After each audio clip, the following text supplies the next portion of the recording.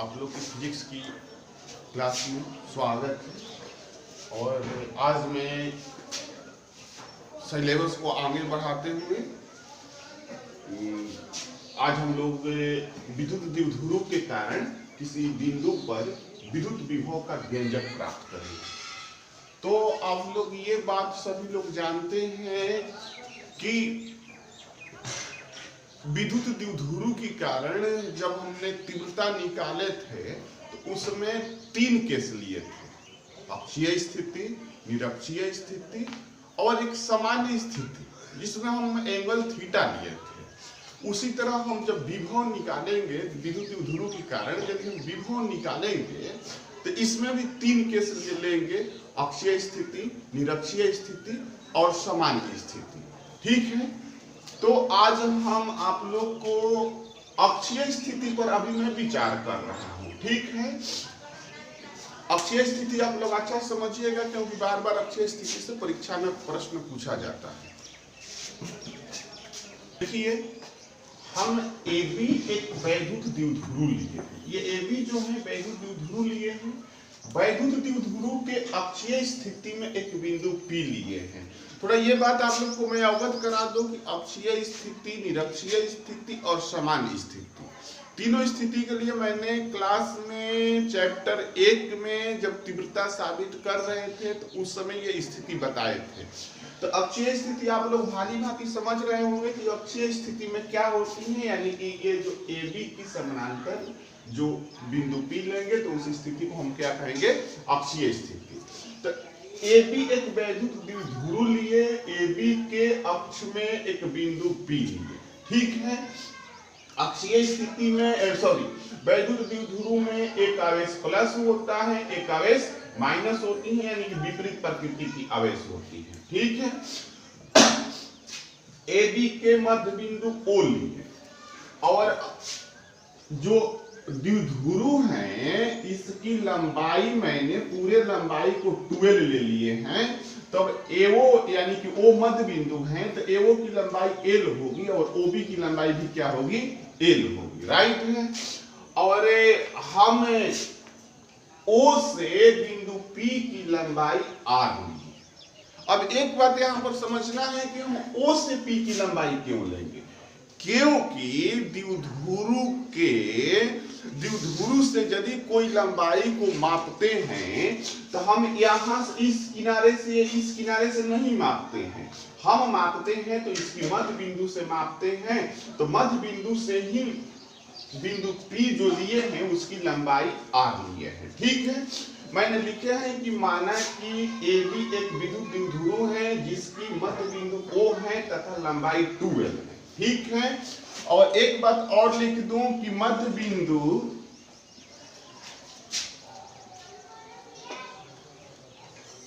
O से बिंदु P की लंबाई R है, जहां पर विद्युत विभव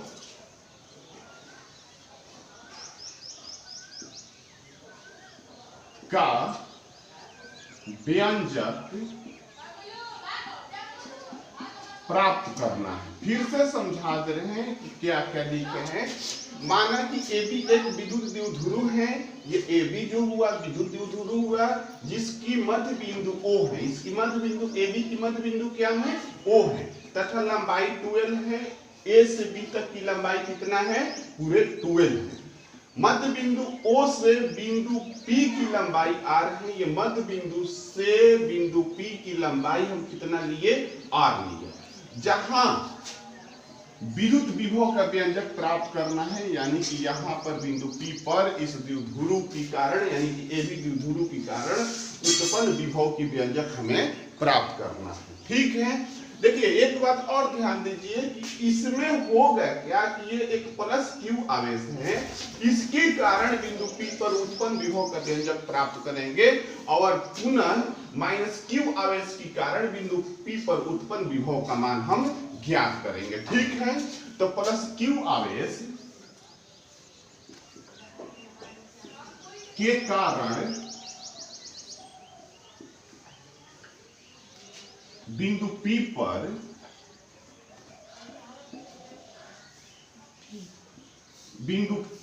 P पर उत्पन्न विभव, यहां पर इसको हम V1 कर लेंगे क्योंकि दो विभव निकालना है, प्लस Q आवेश के कारण बिंदु P पर विभव निकालना है और माइनस Q आवेश के कारण बिंदु P पर विभव निकालना है। तो इसको V1 कर लेंगे और इसको V2 कर लेंगे, राइट है। तो विभव V1 बराबर 1/4 pi epsilon naught into Q बटे, देखिए यहां पर ध्यान दीजिए, ये तो Q ले लिए, प्लस Q आवेश के कारण हो रहा है तो Q ले लिए, और नीचे जो R होता है तो R के मतलब की लंबाई होती है, ठीक है। एक बात यहाँ पर फोटो में ध्यान दीजिएगा, हम थोड़ा सा सुधार करेंगे, हम यहाँ से सॉरी यार ठीक है, यहाँ से ये लंबाई लेंगे,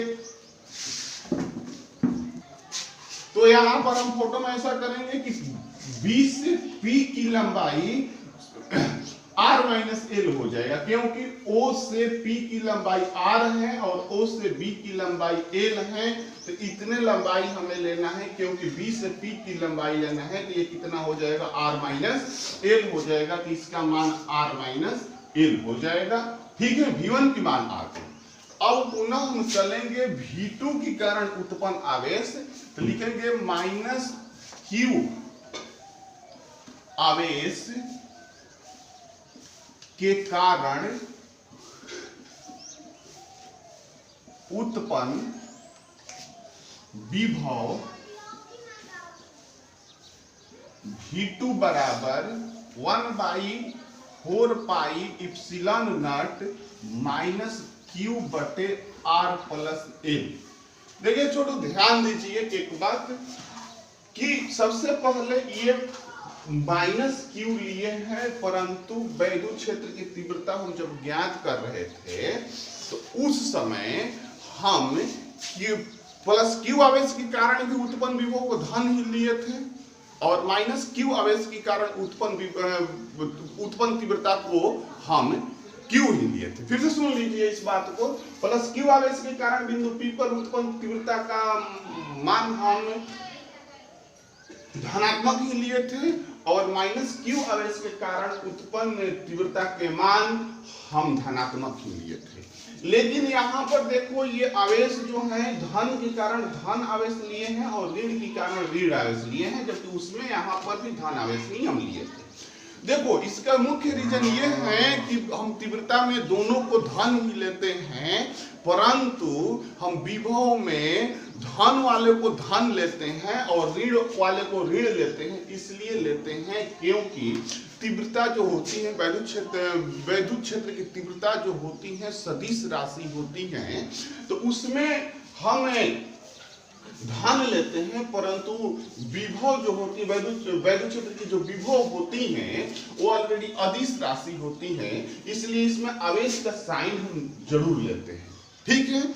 फिर से समझ लेते हैं, तीव्रता जो होती है सदिश राशि होती है, इसलिए वो हम आवेश की साइन नहीं लेते हैं, और विभव जो होती है ऑलरेडी अदिश राशि होती है, इसलिए हम आवेश की साइन लेते हैं।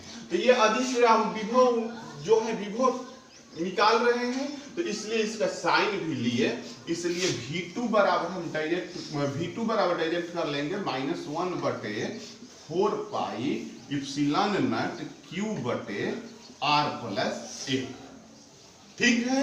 अब देखिए प्लस Q आवेश के कारण उत्पन्न विभव ये हुआ V1 जिसको माने हैं, अब माइनस Q आवेश के कारण विभव ये हुआ जिसको हम V2 माने हैं, ठीक है।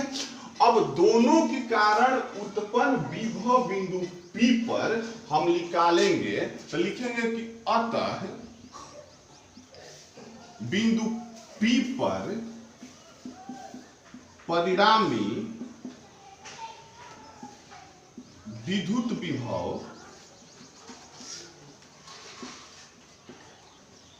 V बराबर V1 प्लस V2, राइट है।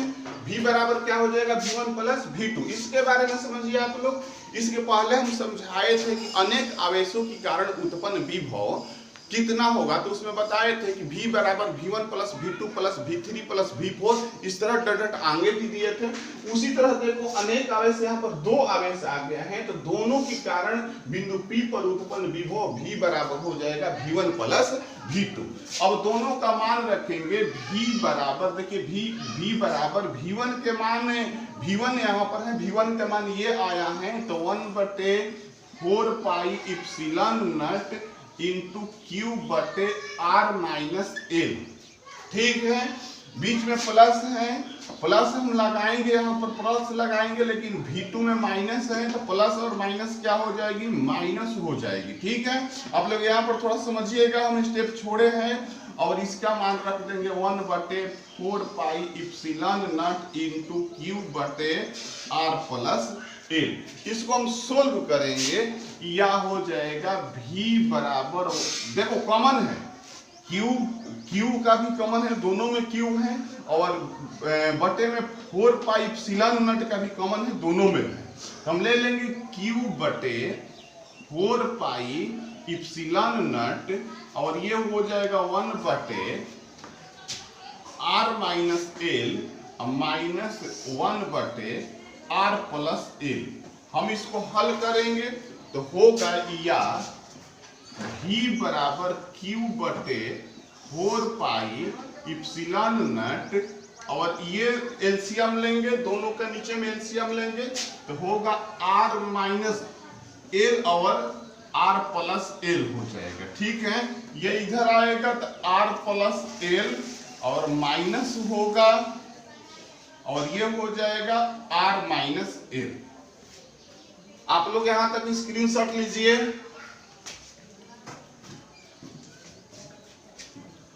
हम इस पॉइंट पर पहुंचे हैं, इस पॉइंट के आगे इसको हम हल करेंगे, तो हो जाएगा V बराबर 1/4 पाई इप्सिलॉन नॉट और Q बटे, ये 1 Q है छोटू, Q बटे 4 पाई इप्सिलॉन नॉट, और इसको ऊपर वाले को हम कोष्ठक खोलेंगे, तो कोष्ठक खोलने के बाद हो जाएगा R plus L minus R plus L, अब बटे में नीचे वाला हो जाएगा a minus B into A plus B, तो हो जाता है a square minus B square, तो R square minus L square हो जाता है। ठीक है, अब देखिए ये दोनों ऊपर R कैंसिल हो जाएगा, हमें बचेगा या V बराबर Q बटे 4 पाई इप्सिलॉन नॉट और 2L बटे R square minus L square. ठीक है, इसके आगे हम बढ़ेंगे तो होगा या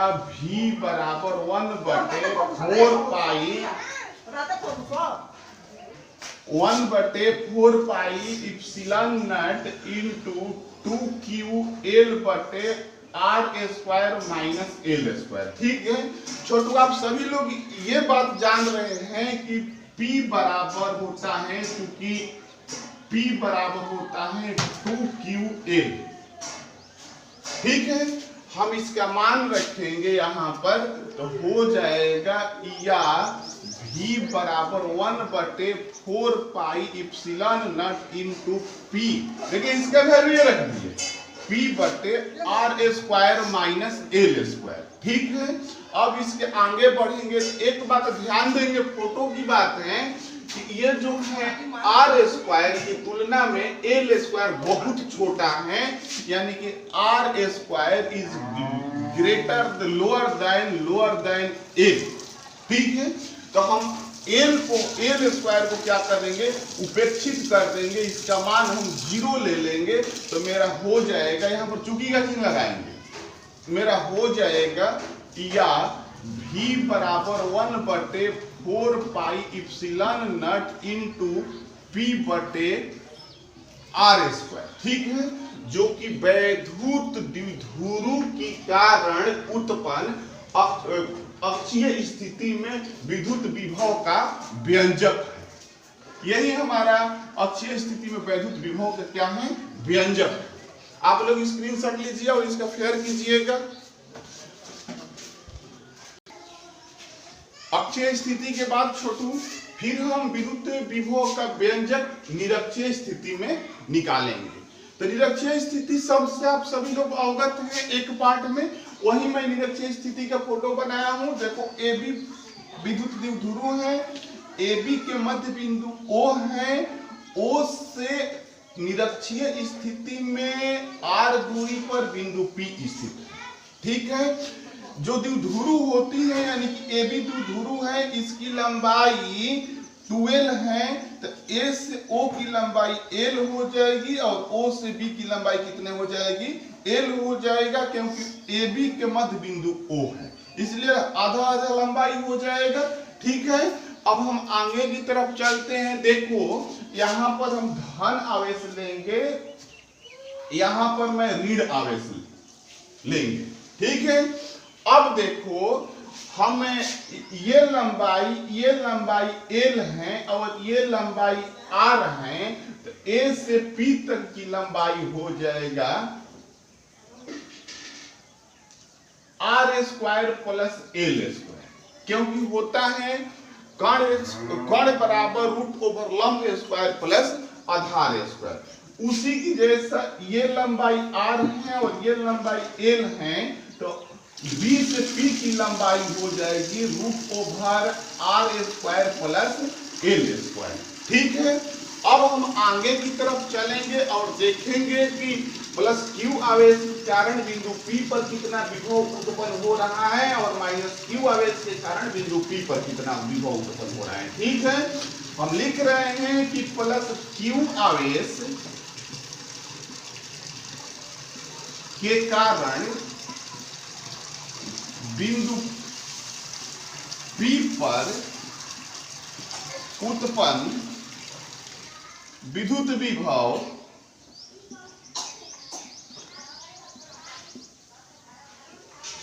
V1 बराबर, देखिए 1/4 pi epsilon naught into Q बटे, और इनके बीच की दूरी A से P के बीच की दूरी root over R square plus L square है, तो root over R square plus L square. ठीक है, ये तो बिंदु A से B के बीच दूरी ये था R square plus L square, तो R square plus L square लिख लीजिए। ठीक है, और एक बात और समझेंगे कि प्लस Q आवेश के कारण बिंदु P पर उत्पन्न विभव का मान 1/4 pi epsilon naught into Q बटे root over R square plus L square होगा। ठीक है, अब आगे फिर पढ़ते हैं। माइनस Q आवेश के कारण बिंदु P पर उत्पन्न विभव का मान हम ज्ञात करेंगे, तो माइनस Q आवेश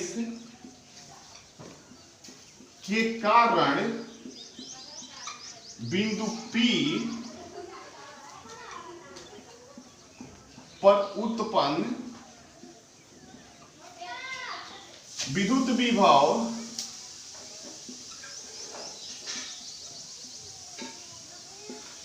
V2 बराबर 1/4 पाई इप्सिलॉन नॉट इनटू, देखिए इसमें आवेश की हम साइन लेते हैं, पहले थोड़ा देर पहले समझाए हैं कि आवेश की क्यों साइन लेते हैं, क्योंकि विद्युत विभव जो है अदिश राशि है, इसलिए विद्युत विभव का व्यंजक ज्ञात जब भी करेंगे द्विध्रुव के कारण, तब हमेशा आवेश की साइन लेंगे।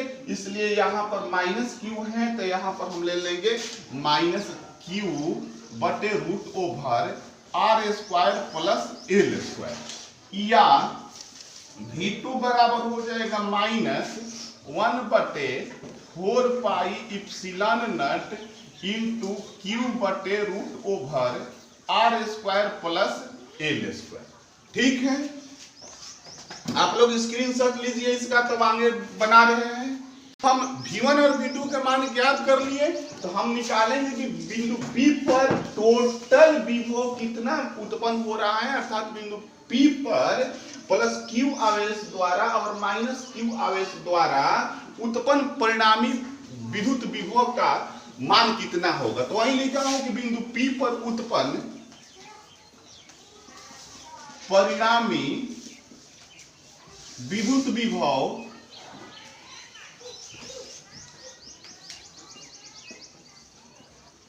v बराबर v1 प्लस v2। ठीक है, अब आगे हम बढ़ते हैं। यह v बराबर v1 के मान आया था 1/4 pi epsilon naught into q बटे root over r square plus l square. ठीक है, प्लस 1/v2 के मान आया था 4 pi epsilon naught into minus q बटे root over r square plus l square. ठीक है, आगे बढ़ेंगे तो हो जाएगा v बराबर 1/4 pi epsilon naught into q बटे root over r square plus l square. ये प्लस माइनस माइनस हो गया, 1/4 pi epsilon naught into q बटे root over r square plus l square.